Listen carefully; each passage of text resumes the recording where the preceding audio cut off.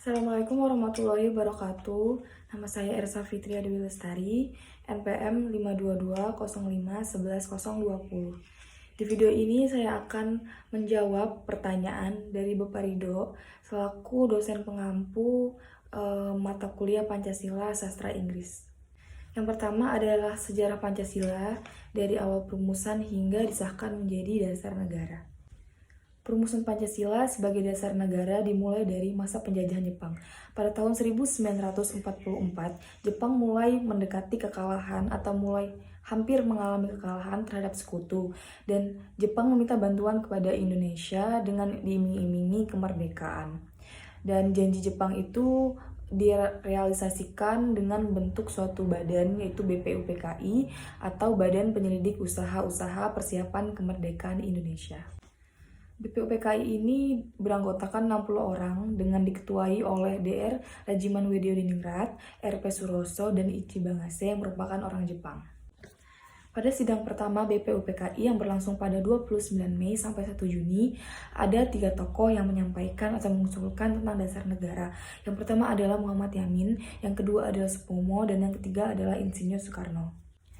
Dari gagasan mereka tersebut, disebutlah Pancasila, yang lahir pada tanggal 1 Juni 1945, maka setiap 1 Juni diperingati sebagai hari lahirnya Pancasila.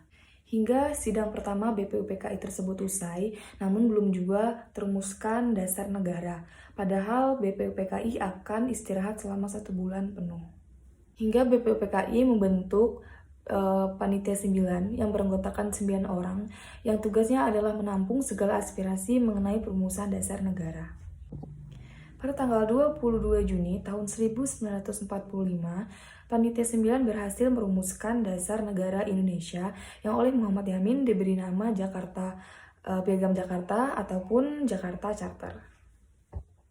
Namun setelah Piagam Jakarta dirumuskan, ada beberapa tokoh non-muslim dari bagian timur Indonesia keberatan atau tidak setuju oleh sila pertama pada Piagam Jakarta ini. Maka dari itu, demi menjaga keutuhan bangsa Indonesia, sila pertama dalam Piagam Jakarta tersebut diubah menjadi Ketuhanan Yang Maha Esa. Dan pada sidang PPKI pada tanggal 18 Agustus tahun 1945 ditetapkan Pancasila sebagai dasar negara yang sah. Selanjutnya adalah 3 contoh implementasi sikap yang mencerminkan nilai-nilai Pancasila oleh generasi muda. Contoh yang pertama adalah bijak dalam bermedia sosial dengan tidak menyebarkan isu, hoax, ataupun terorisme yang dapat memecah belah persatuan umat beragama yang ada di Indonesia. Hal ini tercermin dalam sila Pancasila, sila pertama. Contoh yang kedua adalah membudayakan sikap demokrasi yang sehat dan terarah, seperti tidak memprovokasi isu-isu terkait keputusan pemerintah. Hal ini terkandung atau tercermin dalam Pancasila sila keempat. Contoh yang ketiga adalah menyampaikan pendapat tanpa rasa takut, karena kita semua sama di hadapan hukum. Hal ini terkandung dalam Pancasila sila kelima.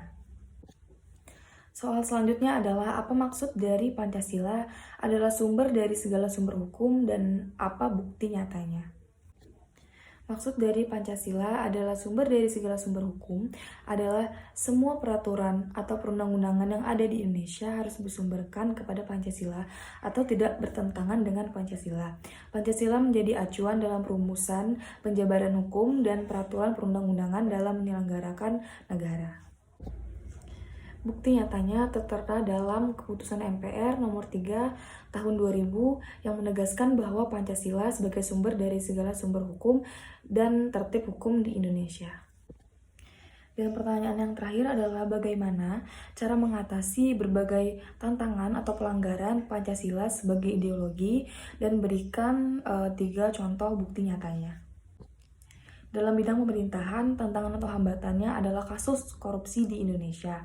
Solusinya atau cara menanggulanginya adalah dengan memberikan sanksi atau efek jera kepada para koruptor hingga kedepannya tidak terjadi lagi kasus korupsi di Indonesia.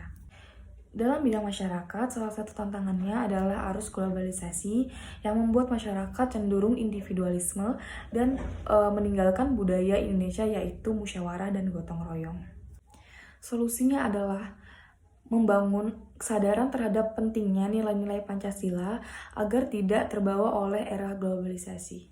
Dalam bidang generasi Z ataupun kaum milenial adalah masuknya budaya barat seperti contohnya saja K-pop yang membuat anak-anak muda lupa akan identitas ataupun lupa akan kebudayaan negara sendiri. Tentu hal ini sangat berlawanan dengan nilai-nilai Pancasila yang kedepannya ditakutkan atau dikhawatirkan akan membuat generasi milenial melupakan nilai-nilai Pancasila. Solusi dari kasus ini adalah membangun rasa cinta tanah air dan membangun kesadaran terhadap nilai-nilai Pancasila. Sekian pemaparan dari saya, kurang lebihnya dari video ini saya minta maaf. Assalamualaikum warahmatullahi wabarakatuh.